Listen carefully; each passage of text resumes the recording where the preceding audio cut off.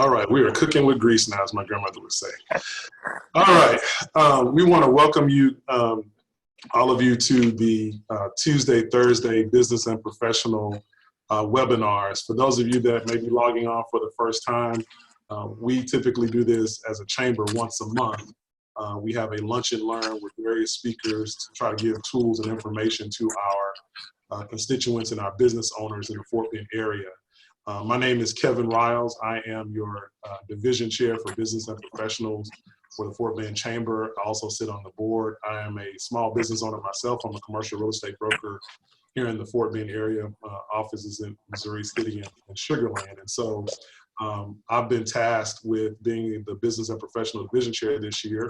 And normally that would have been once a month. Normally it would have been very similar to the topics that we're covering, but in these changing times, we have changed our focus to try to give you tools, information during this unprecedented time in our world, not just nation, in our city, in our county, but literally in the world. And so I am pleased today to be a very small part of this particular brain thrust that we have here. I mean, these folks are like really the top of their game.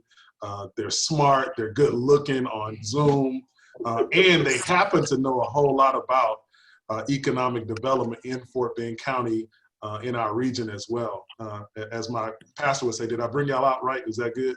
Was that good? Was it good? All right, so with that being said, I'm very pleased that our plan today is to just talk about kind of some economic development opportunities and things that are going on here in the Fort Bend market for you to understand what these folks do for the various cities that they represent and for our region, even before the pandemic. And then secondly, to just try to get a sense of what they're seeing in the market when it comes to the pandemic. I do want to state though, at the beginning, for those that you that are logging on, that this is an unprecedented time. None of us, including myself, including whomever you see on TV, really know what's going to happen over the next weeks, months, and honestly through the end of the year. So I just want to press upon everyone that's listening and that maybe will watch this on Facebook Live or a video later, that what we are giving today is opinions based on what we see in the market right now. And I don't want people to necessarily take this information to the point where we are being absolute in our opinions. We're literally giving opinions today. So I'm being sensitive to these folks in their position as official officers of their city, in that, they're giving their opinion as to what they're seeing, but realize that none of us, including myself, I have clients calling me now, what do you think is going to happen? And I joked earlier before we went live that if I knew that, then I would be doing this Zoom call from Tahiti, because I would be putting my money in places where I knew what was going on. But I'm here in Missouri City, so I guess I don't know what's going on because I'm in my office. So with that being said, I just want to kind of start off with that kind of disclaimer to a certain extent, that we're trying our best, all of us. I think all of us are being affected both personally and professionally. And so in trying to figure things out from how our children are going to be schooled, to what's going to happen with certain projects in and around our city. So just wanted to kind of state that before I introduce everyone. With that being said, let me give y'all the starting lineup today. And I'm going to read briefly a couple sentences of their bio, not to just get into their entire bios, because we'd be here for a while because these are very accomplished folks. So we have Joe Esch. Joe joined the city of Missouri City in August of 2013. He currently serves as the executive director of the city of Missouri City, where economic development, where he oversees economic development activities and legislative affairs. He has over 25 years of development experience in both public and private sectors. He has a BBA from Wichita State and an MBA from the Costa School of Management and University of Minnesota. And he also holds a Texas real estate license. He's a CCIM like me. Shout out to CCIMs out there. And so, Joe, welcome. Thank you. All right. And then we have Jeremy Heath. Jeremy is the Director of Economic Development for the city of Rosenberg. He has served the city of Rosenberg and Rosenberg Development Corporation since 2014, focusing on business recruitment, business retention, and expansion. He's also served as the Director of Marketing for the Central Fort Bend Chamber that's located in Rosenberg. He's from Amarillo.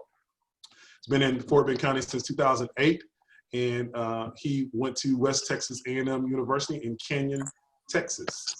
Welcome, Jeremy. Thanks. Then we have Elizabeth Huff, who is the Director of Economic Development for the City of Sugar Land, and directs the city's comprehensive and proactive economic development strategy and annual business plan, oversees the primary employment, public-private partnerships, or triple Ps as we call them, cultural arts, and Visit Sugar Land Division. She has over 10 years of economic development experience, including 4 years with the Greater Houston Partnership and working for the city of Lubbock. And she has a degree in marketing from that school called Louisiana State University, or better known as LSU National Football Champs. Yeah. Oh. And last but certainly not least, we have Patti Worfe, who has been the Executive Director of Stafford Economic Development Corporation since 2016. She oversees economic development projects, including the city's newest development, The Grid. Previous to her time in Stafford, she served 16 years as Assistant City Manager and Economic Development Director for the city of Angleton. And although her school is not on here, I heard talks earlier that she should be able to say Gig'em because she is an Aggie. Woo! All right, I was correct. So guys, thank y'all for joining us today. And I'm just curious, before we get started, how are you guys I think people need to hear us. How are you guys just doing in general? Anyone can take this in this unprecedented time. We'll get to the meat, but how are you guys doing in general? Well, my dogs are ready to leave so they can have their house back during the day. Yeah, I think my dog looks at me sometimes like, "Are you ever going to leave this house again?" You know, I think I'm disturbing her nap time, and she's a terrible office assistant, so we kind of feel the same about each other. Gotcha. Well, I'm appreciating, because we're doing an alternating schedule to where I'll work Monday, Wednesday, Friday 1 week, Tuesday, Thursday 1 week in the office here, which is now closed to the public, and then the other days at home. I've gained a real appreciation for having a workspace away from the home to go to and to be productive in, because it's a challenge to learn to relearn things, especially when you get old like us. So yeah. What about you, Elizabeth? Just juggling an almost 4-year-old, and my husband and I are both at home trying to work, and so we just take it day by day and assess what's coming to us and try to handle it. So. Well, good.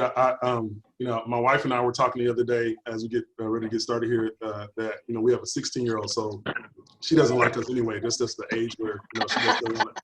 But all of our friends that have let's say 10 and under, we are praying for you daily as far as the activity and energy that you're having to expend on their behalf. And so prayers to you, Elizabeth.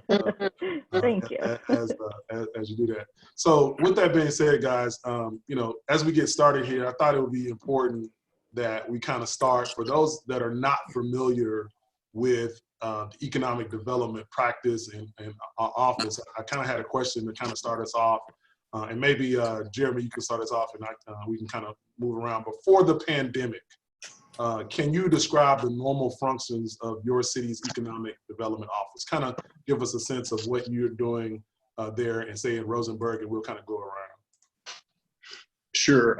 So I've got a dual role, the way it's set up. I'm the Economic Development Director for the city of Rosenberg, and the primary function there falls along the lines of creating tax abatements for companies that are going to build in Rosenberg or expand their operations in Rosenberg. And I'm the executive director for the Development Corporation. And we get a half cent of every dollar spent in Rosenberg, and we put that money toward projects that are going to create jobs or create large capital investment. And ultimately that's the primary function. There are a lot of things. We operate the Main Street program is under our guise, but ultimately our job is to create jobs and to entice companies to come in and you know, put things on the ground. Thank you. Patti or Elizabeth, any addition to that as far as your cities, as far as functions or differences? Stafford is absolutely a little bit different. I mean, obviously we all work and do a lot of the same things. Stafford's a little bit different in that they don't have a property tax. And so sales tax is obviously extremely important to us because that's primarily how the city functions. And as you can imagine, this is a very stressful time for the city. It is for all of us, but when you're looking at, you know, businesses that are closing and businesses that are not able to function at the same level that they were before, what you know that means is a drop in that sales tax. And so really to just play off of what Jeremy said, I mean, I think we would all agree that every day is a different day for us. I tell people all the time, that's one of the things I love about economic development is it is never dull. You know, it may be, in my case, because I'm a one-person department, it may very well be, you know, walking down the hall to permits and saying, hey, what are you doing? You know, what's going on? Why is this permit being held up for a company that's trying to move in or whatever? So I think we all wear a number of different hats. I know for me, I would love to just be able to do straight economic development all day, but that's just not really how it works. So I think we just sort of, flexibility is huge. I tell kids that are coming right out of college. I'm like, if you aren't flexible, this is not the job for you. So I think we would probably all agree that there's a lot of flexibility in everything that we do. Yeah. Elizabeth? So echo what Jeremy and Patti have said. Under economic development in Sugar Land, we've also got the tourism division. So we are actively going out and attracting conventions and meetings, festivals, events for the community. So obviously that has been significantly impacted with the pandemic. We also have a cultural arts program, and where we're trying to create initiatives and opportunities to beautify the community. And it's not just structural, but we also are hopeful that in the future we can focus on activities and other types of art.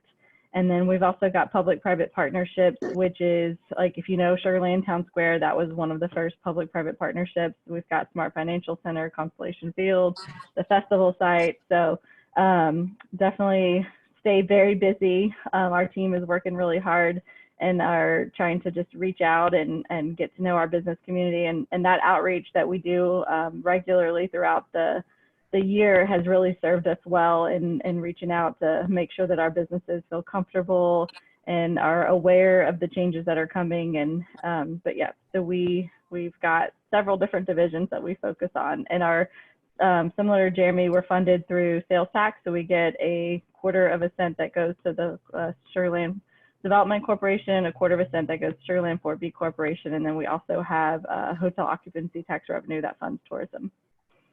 Gotcha. Joe, any differences in Missouri City?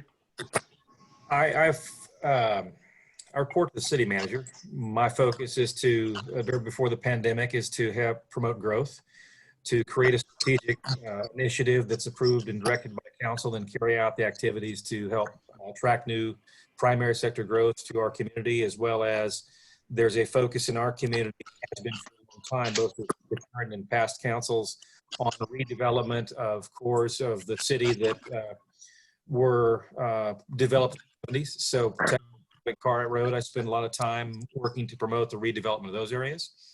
Less so on retail. Overall focus as an ombudsman to interact with the business community and other departments within the city to learn how to speak the private sector side, as well as learn how to speak the public sector side and translate, because the two minds don't always. During the pandemic, I serve on the city's Emergency Operations Center as a part of that to help support with information of the business community back and forth as a liaison between the private sector and the public sector. Thank you, sir. So guys, again, before the pandemic, I just want to give, for those of you who are just logging on, kind of an intro to your guys' role and what you guys do. For the average business owner or average resident in Fort Bend, what resources are or were available, and still hopefully still are available through your offices, and how do people engage with economic development? I think I know that I have clients that sometimes call me that, you know, as a commercial real estate broker that are trying to figure out, you know, not only through the chamber, but also how do I engage the economic development arm of a particular city or region. So I'll throw that up to whoever wants to try to take that. Yeah, I'll jump in there. On Tuesday night, our council approved $250,000 for a grant program for small businesses here in our city. We're going to unveil it hopefully early next week. We're still kind of working out some of the details and some of the criteria to make sure that it's as equitable as possible. The reason we're doing this, we've got about 1,400 businesses in the city of Rosenberg, and 58% of those are 4 employees or fewer. According to some survey data that we received, 72% of our businesses are either closed or partially closed. The number that terrifies me, though, is according to that survey data, 43% of those 72% are fully closed. So 42% of our small businesses are generating absolutely no revenue right now. You know, there's nothing to pay their employees.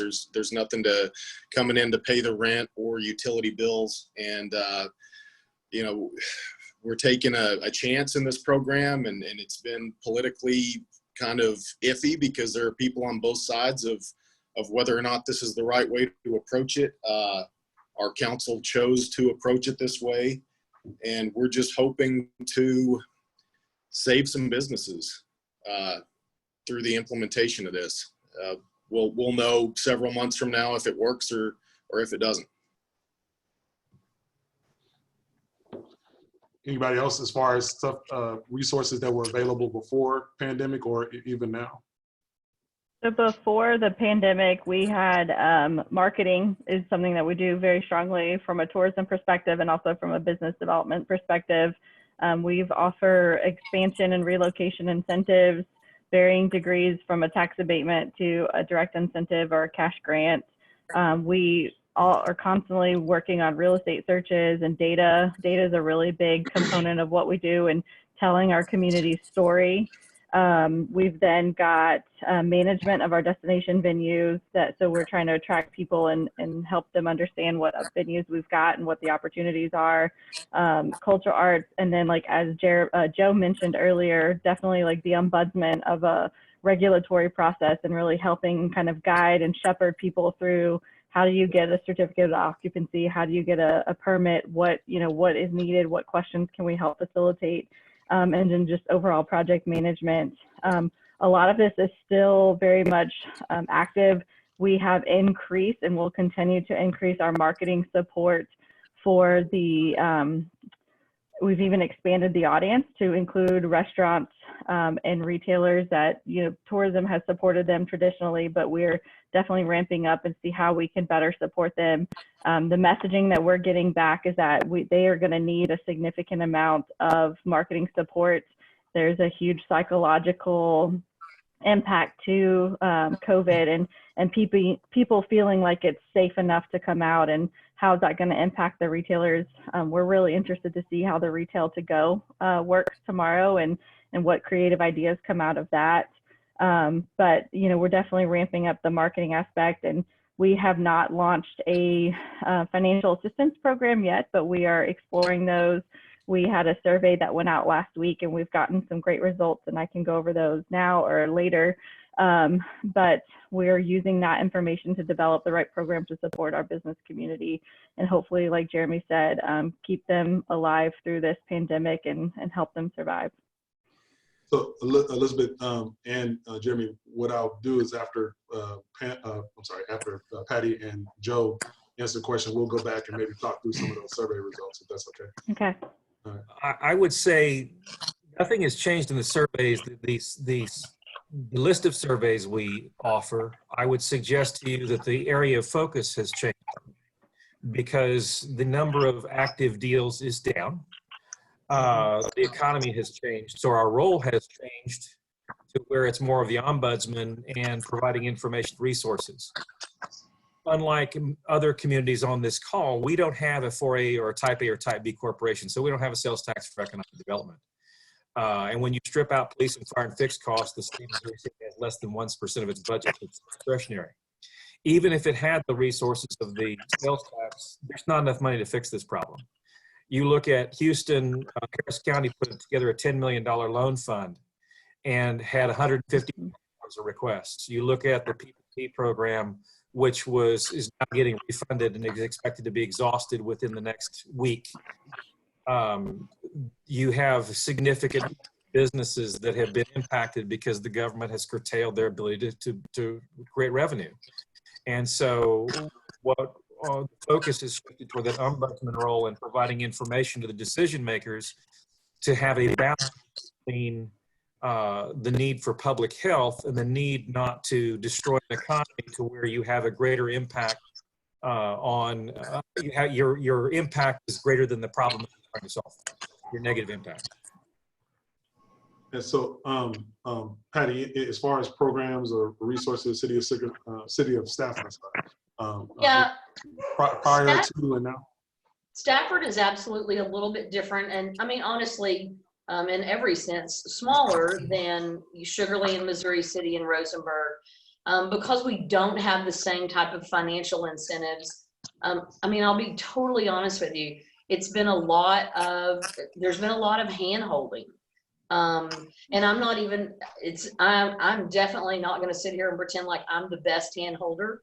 But when you're talking with a business that this is absolutely their livelihood. I mean, we've done the very first day the orders came out about restaurants having to go to basically curbside or drive-through only. We got on the phone and started calling every single one of them to find out, were they going to stay open? What hours were they going to attempt to keep? And how were they going to serve customers? And we immediately put that out on all of our social media platforms, on our website. We sent things out to our residents, even through Nextdoor, and said, hey, look, you know, if there was ever a time to eat local, shop local, this is it. You know, help us take care of our own. And so at least at this point, you know, we've worked with a number of them on the SBA programs, which is tough when they run out of money as quickly as they do. And, you know, fortunately, we're understanding that there's a second infusion, but, you know, just like Jeremy and Elizabeth have said, you know, we're watching kind of to see what's going on, but I'm a lot more like Joe from the perspective of, we're just trying to work with, you know, basically individual owners as best we can to figure out what as a city we can do to help them, even if that doesn't mean necessarily a financial incentive, which is what most of them unfortunately at this point need. Yeah. I think it's different. I see your question, Rick, and I'll get to it here in a second. For those of you that are just joining us, if you're on Facebook Live or on our webinar here on Zoom, feel free to ask questions either via the chat or the Q&A feature at the bottom, or if you want to raise your hand, there's a button to raise your hand and we can call on you a little bit later in the webinar. So with that, you know, kind of setting the scene as to your constituents, specifically you guys as economic development folks, Elizabeth and Jeremy indicated that they had some survey that they had sent out to business owners and their constituents, and I'd just be interested for you guys to share anything that you think would be relevant to our discussion today based on those surveys. So maybe Elizabeth first, and then Jeremy. Okay, so we had a total so far at the end of the day on Tuesday, 287 responses. About 78% of those were small businesses that had fewer than 25 employees, which was our target. We were really trying to reach out to the small business community.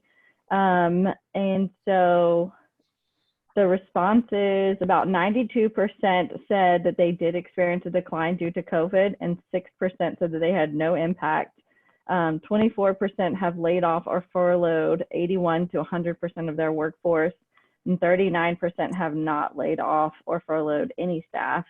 Let's see, 30% have seen a 81 to 100% decrease in revenue.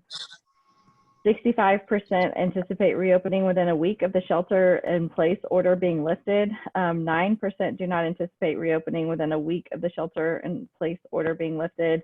And then 26% are unsure at this time.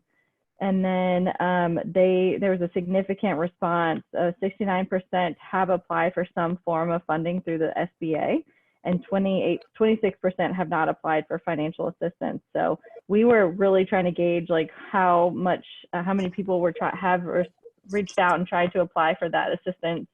And we'll be following up and seeing how many of them actually received that assistance. But those are kind of the key points of what we learned from our survey. Gotcha.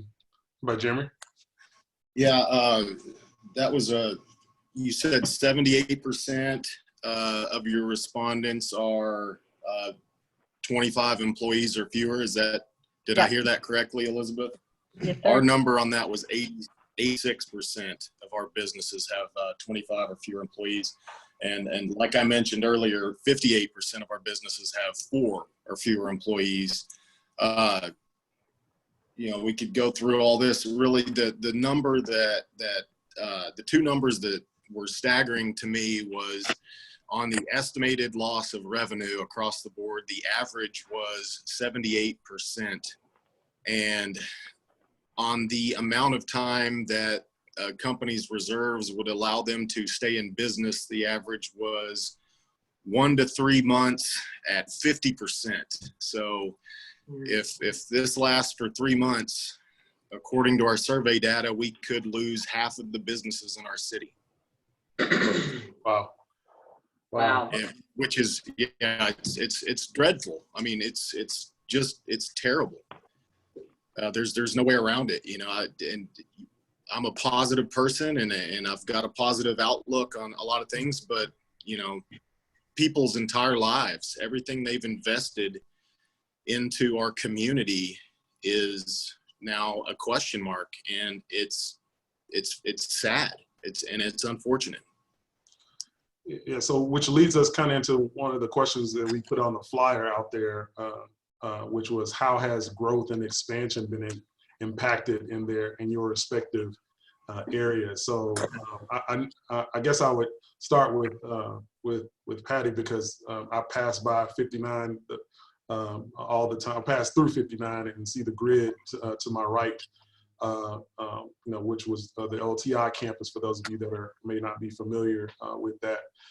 So not that you have to talk about that project particularly, Patti, but what would you say you've seen in these last 3 weeks as far as the impact on projects in your area?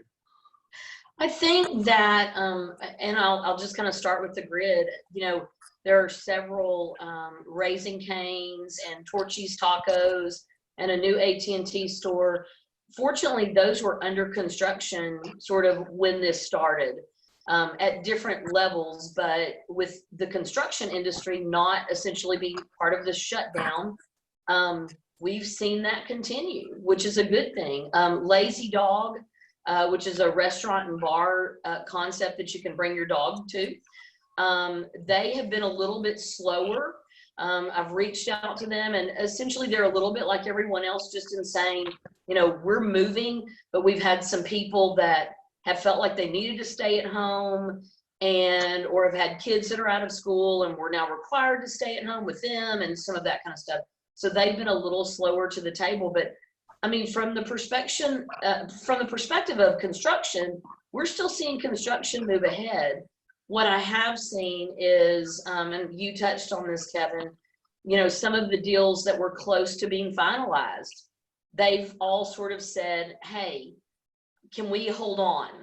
And I think we all understand that, you know, even from a personal perspective, it's not what any of us would want, but just not being so sure what the next, you know, the next, some days, the next day, but for the most part, the next couple of months.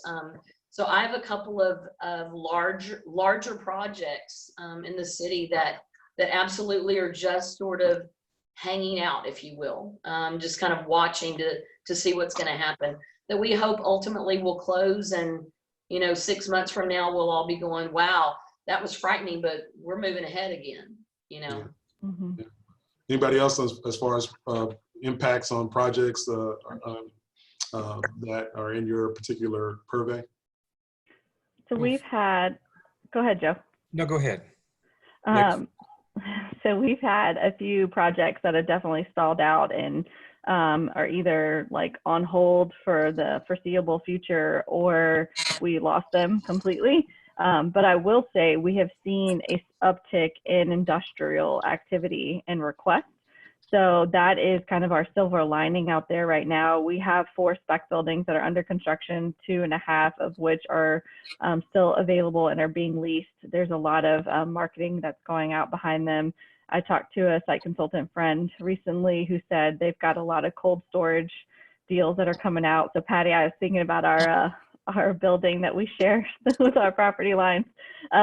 So I think the silver lining out there is that the industrial side is very, very busy and active, and we're struggling to work with our existing businesses and really support them and stay in touch with them and provide that hand holding that Patti and Joe and everyone else have talked about, while still trying to answer RFPs and say, hey, here's the real estate that we have available, or the land that we have available for you to build on, or the buildings that are available for lease. So that's what we've seen, which is, it's exciting. It's a silver lining. That's interesting on the industrial side, only in that I know a lot of industrial is tied to oil and oil field services. So the activity I'm assuming that you guys are seeing is non-related to that to a certain extent. Correct. Yeah. It's distribution, definitely a lot of reefer searches looking for that cold storage. And then we also have businesses who are kind of retooling and trying to see how they can get the equipment to be able to produce the sanitizer and stuff like that, to do some of that temporarily or possibly permanently. But yeah, it is not related to oil and gas. It's definitely distribution and different types of manufacturing. Gotcha. Well, that's great. That's really really good. Joe? I would concur and agree with what Elizabeth just said. We have over 2.5 million square feet of warehouse distribution and manufacturing space, either spec space up, things that are in development or in planning at the intersection of the 08 and 90A. Those things are still moving forward. Some of phase 4 of Park 890, I think has kind of slowed a little bit. But those things that were under construction are remaining under construction. We're seeing an uptick. It depends on industries, as Elizabeth said. And as you go across the board from the real estate side, the commercial real estate, right now nobody knows what the cap rate should be on retail. So retail investment is down. I mean, it's just there. It's a standstill until things normalize and they figure out what your NOI is. End of the day, you're seeing that between 20 and 40% of retail shopping centers are getting, that's the amount of tenants that are paying right now. And the longer this lasts, the less that will be. You're seeing, I think Patti talked about in one of our calls earlier this week, where the hospitality industry is down below 15% in its occupancy. So it depends on where you're at as to what you're seeing. You're seeing, because of the social distancing and the other things that are in place, that home sales are starting to flatline a little bit. So the economy is affected. Then you see grocery is doing great, but grocery doesn't get sales tax so much on the majority of the items. And so you're not seeing the sales tax in the city. What you're finding is, as much as we'd like to say economic development people are driving and responding, the marketplace, as most things do, react faster than anybody else, any government can. And so the owners are working with their banks and are working with their tenants we're trying to help coordinate and be of a service. A lot of them are doing what they can to stay afloat. They're working with their banks, and we're trying to be of service. So we're seeing activity. There's a forward look to the marketplace. There's the view on the future and positive approach that we all have that makes us believe this will get through this, and we will. And so I think it'll come back. The question is, how many are left standing at the end of the day? The cure may be worse than the disease from an economic standpoint. Yeah. So since we're an economic development church, I'm gonna give a personal testimony as a commercial real estate broker. So the way my business is structured, I'm probably 70% investment brokerage, which is basically anything that produces a cap rate, for those that are familiar with that, which basically anything that produces income, and then kind of a 30% hodgepodge of tenant representation across different asset classes. And so I was telling the panel before we went live today that, you know, I keep my deals like most brokers, either keep them on a paper or on a spreadsheet. I keep them up on the board so I can see them. And 17 days ago, I had 6 deals that were pretty solid. All of them are gone now. And so, well, yeah, all of them are gone. One is hanging on by a very thin thread, but I'm just putting in my mind that it's gone. And the reasons have been one of 2 reasons. One, the buyers have gotten concerned about what's going to happen. I do a decent amount of multifamily and retail investment brokerage. So they just don't know what the market is going to look like. And so they backed out. Some of them, regardless of the earnest money, they rather lose the earnest money and back out. The other has been, and more significant, and this is amongst I think the broker community, I guess I could try to speak to, is that lenders have either said press pause or they've changed their underwriting standards and they want to re-underwrite deals. So I have a inside the loop deal that's a slam dunk, owner occupied medical office, building's great, everything's good. Owner occupied, 15% down, typically maybe 20, depending on the bank. The bank called him and told him that they now want almost 40% down. Wow. And to do the deal now. Now, if he's willing to wait and we're willing to wait, because I represent the seller, then you know, they may relook at that, you know, starting in June or July. So, and I've been hearing that across the board. Pretty much, especially on retail deals, because, you know, there are a lot of retail centers, you know, speaking of which, I've driven by the Grid, I've driven by Town Center, you know, it's dark to a certain extent, as far as, you know, literally when I say dark, I mean driving through, no one's there. And so those are existing, well-planned deals versus, you know, sometimes in development, speculative deals and things of that nature. So I can tell those that are listening just from a business affected standpoint, you know, deal standpoint, and what I'm seeing out there, that what these fine folks, economic development folks, are saying is true. And so, you know, with that being said, I'm a positive person as well. I feel like that the world is like a VCR tape right now, and literally the universe has just pressed pause, and we're all waiting for it to press play. And with that in mind, again, and I'm going back to my original statement for those that are on Facebook Live and those that have joined us today, you know, we are all don't know what's going to happen. But what do you think the new normal may look like? And I'm giving a caveat to everyone that we won't hold you to this at all. If you happen to know the lottery numbers, you can throw that in your answer. What do you guys think the new normal will look like? And maybe more importantly, when do you think? And again, I know we're not Dr. Fauci or president or anyone, but I'm just curious if you guys are starting to think about in your committees and in your meetings, you know, what this is going to look like going forward. Elizabeth, when 2 days ago we talked, and you made some comments about a lot of it having to do with our habits as consumers and as people, factoring into that. I would love for you to go over that again, because I've thought a lot about it since you said it. So it was me? Yeah. Yes, yes. Elizabeth also said, because it wouldn't. Do you remember the comments I'm talking about? How our habits are going to change? And anyway, I found it fascinating. Well, and so to piggyback off that too, like to answer Rick's question, we had a really great discussion with some of our businesses yesterday. Some of them are just office. Some of them are a mixture of distribution or manufacturing and office. I think social distancing is going to be a newer norm of making sure that we are, real estate was originally trying to cram as many people as you can into a small of a space to reduce your costs on your real estate. And now I think they're going to be rethinking that. Some of our businesses are saying we're not going to ever go back to a shared space. Like they had a larger office, but there were 2 or 3 people in there like that were on a team and collaborating.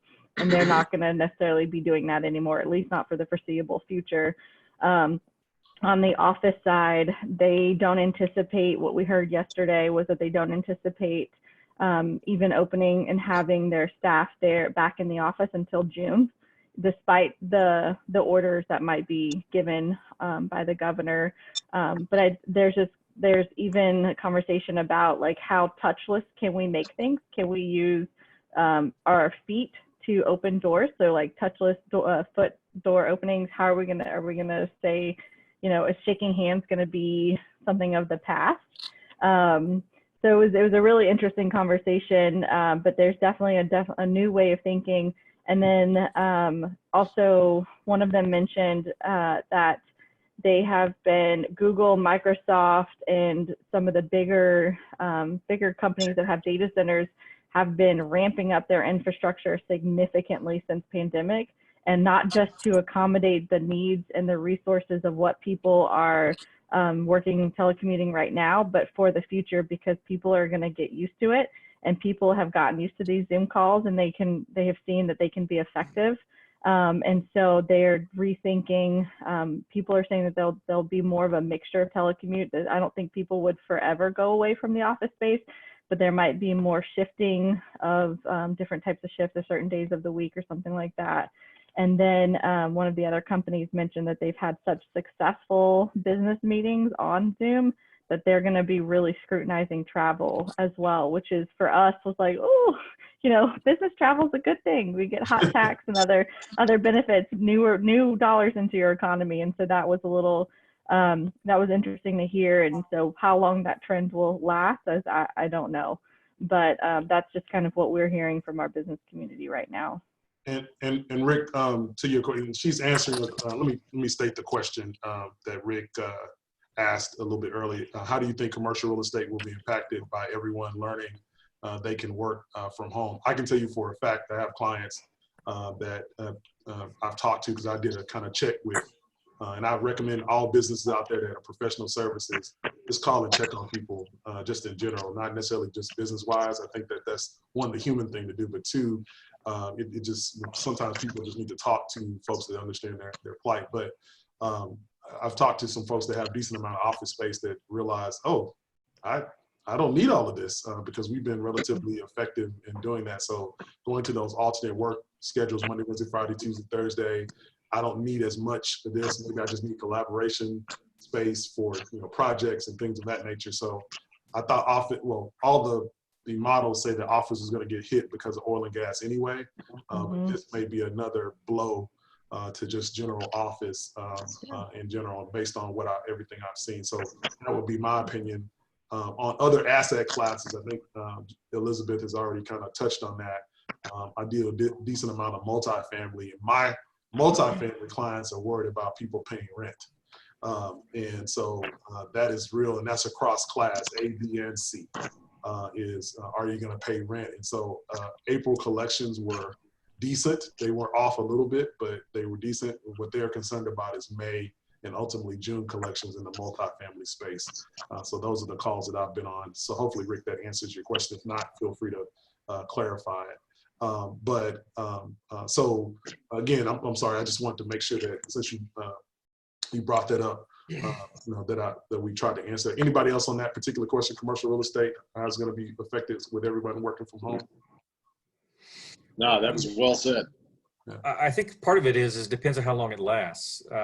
Great grandparents and grandparents were in the Depression, and they didn't like banks, and that habit lasted rest of their life. So it depends on the way people come out of this as to what habits are formed as a part of it. There's some speculation that people may get more used to takeout and not use as much of the restaurants because they can take things and go home. The fact of the matter is, if any one of us could project that, we'd be clipping coupons someplace. Because the reality of it is that no one knows. We have habits for a short period of time. Everyone's saying everybody's gonna be afraid. I know a lot of people that aren't afraid. They're tired of it. They want to get out and they can't wait to travel because they've been cooped up at home for too long, and they've been close to their kids and they want to get out and have some fun. I think liquor sales are up. You can go around and see the recycling bins around in the areas. I think the liquor sales are way up. But a little birdie told me, and he made it look just like me, that Specs was popping the other day. I don't know. I'm telling you. Yeah. Hey, all of Cajun. They're trying to get the hand sanitizer from the inside out. Right. Vodka is important. We all understand why that was considered essential now. So I think you're going to see the last mile delivery on continue. I think you're going to see, and it's not just the Amazons of the world. There'll be others. That you're going to see go. But people still need services. Even the people, if you lose the people that lose hair and nail salons, those people who were providing service still have the skills. So the services will come back. The companies, I would anticipate you're going to see a number of chapter proceedings filed so that they can protect their assets. It depends on how long it goes, because the populace is basically the government saying everything that you worked for is now at risk and you have to stay home and watch it go down the drain. And it depends on how long people will take that. And so to predict what it's going to do to commercial real estate, there are some trends that are going to come out of this. We don't know what they are. We've heard over the years, I've been through all kinds of different things where it was going to be a flight to where we were going to have a LEED certified, and that was popular for a while. So all these things are trends, and they'll have a cycle, and we didn't need office space.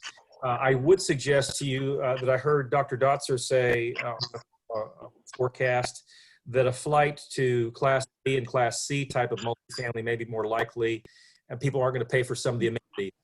And that you'll also see a flight to the suburbs, as well as refinancing when the rates are down to in the twos. Absolutely. Start to refinance their homes to take money, free up their budgets to be able to afford things. So those are some of the things that I'm hearing, and some of the things that happen.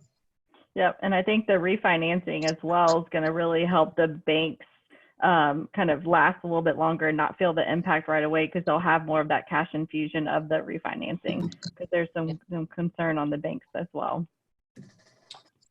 Patti, Jeremy, any Nostradamus type predictions as to how we come out of this in your particular areas or thoughts?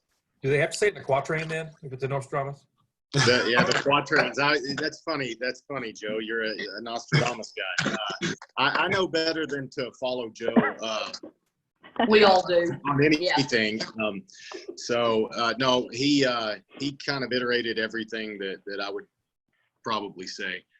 I will say this though, and I know that the audience for this is members of the Fort Bend Chamber, and I was blessed enough to work for a Chamber of Commerce for 5 years and got to see the difference between a chamber member business owner and a non-chamber member business owner. And the biggest difference is enthusiasm and motivation amongst chamber business owners. Those are the type of people who are really concerned with their business development and get out there, and they want to network and they want to make things happen. And I think that's going to be a huge key when we do get back to the point to where people can start opening up their doors, if they still have doors to open up. It's going to be about motivation, and it's going to be the stronger we go back into this, and the more appreciative we are of what we had before this, the faster we're going to come out of it. And that's being hopeful. But I think the thing is, we're Americans, and every time that we have to stand together and buck up and you rebuild, we do it. And that's just who we are as people, and we're gonna redo it. We're gonna build this back up. It's just a matter of how long it's gonna take. Patti, you good? Yeah, I mean, the only thing I was going to add is, and this is more of a personal story. I moved here last August, and I live in a cul-de-sac, and it's been, to me, and I am obviously extremely hopeful. You know, I'm sort of the cheerleader for the businesses, saying we're going to get through this and we're going to come out better on the other side. But I mean, I have seen a resurgence literally in things that I saw when I was a kid. And that's dating me a little bit, but I didn't even really know my neighbors. I mean, I would wave to them when we were taking out the trash cans, but I will tell you that, you know, we'll all stand in our driveway and kind of check on everyone while the kids are riding their bikes. And I think that piece, really kind of exactly what Jeremy said, I think that piece is what's going to pull us through. I think as soon as we can get out, and yeah, there may be some hesitation for a while, but I mean, I will tell you the number of gift cards that I've bought to places, just doing doing what I can to try to help those businesses hold on, because I want to go back, you know, and I want to go and I want to sit in their restaurant, and I want to, you know, I want to get to experience all of the things that we did before. And I think we all understand that, yes, there's going to be some changes, and we're going to have to work through those. But I think we're going to come back better than we ever have. I just have to, I'm holding on to that. Amen. So just to be a steward of our time, it's 12:55, and I want to make sure that we cover the 3 questions that we put on the fly. We've covered 2 of them already. And so the final question, and guys, if you have questions of our economic development panel, please feel free to type those in the chat or hit the Q&A or raise your hand, and I'll call on you as we come to a close here. That final question was, should I curb my plans, or is this a good time to go forward with expansion? And that was asked to you guys in your specific markets. And so, again, I know that that's a forward-leading question and things of that nature, but I'm sure there are people, look, I know I had clients in other areas that are trying to figure out the same thing I said. So what would you guys, looking at your particular areas, as far as geographic areas, state to people that are trying to decide, whether to do deals? Not everybody at once. Don't everybody go at once. I think we're all living in a time of hesitation, and I would absolutely, I realize that each person's individual business plan is different, but don't give up. I think it's going to take us a little bit of time, but if you can hold on, or honestly, if you can move forward, financially, a lot of people can't necessarily move forward today, but a month from now, that could be completely different. And, we've all been in this business long enough to know that, I've worked on deals that have taken 2 years before. So putting it off 30 days is not necessarily gonna change the way that things happen. So, that's what I would encourage people to do. There's an old adage that says, when others are be greedy, be scared. When others are scared, be greedy. In chaos, there's opportunity.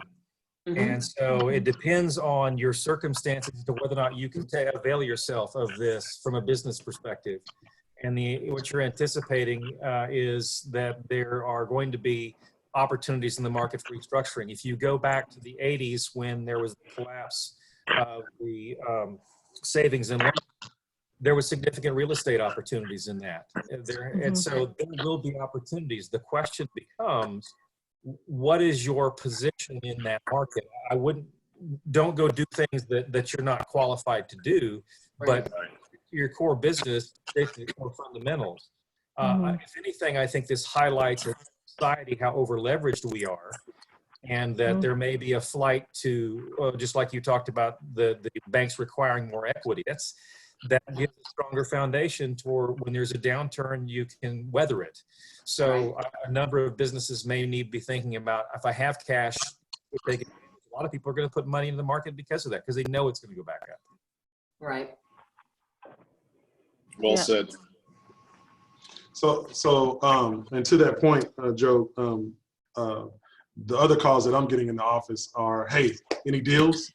Because you know, I have money to spend, and I'm looking for deals, and especially on the multifamily side, things have gotten priced to where cap rates were compressed. So you're right, there are going to be people out there looking for opportunity as well. And so with that being said, I just want to give you guys an opportunity for any closing comments that you might want to give, either for your particular geographic area or just in general. I would just say that Go ahead. That right now is a great time to be innovative and to leverage those opportunities. We're really excited. We're doing stuff on our side that we had plans to do and had hoped to do, but are getting to expedite a little bit more so now. And then just to reach out, we are here as a resource. We may not have the answer right away, but we will find the answer for you. That's what we do. We've got phenomenal teams. We've got great people on this call right now, and just we're here to help. I mean, even as far as a business that isn't in my community, but I know that Patti's there next door and there in Stafford, we shoot that over and we work together, and just to reach out and let us know what we can do. Well done. Well said. Absolutely. Right. So we appreciate the opportunity for you to bring this together for us today. So thank you so much. Yeah. Thank you. Well, I would take the credit, but I can't at all.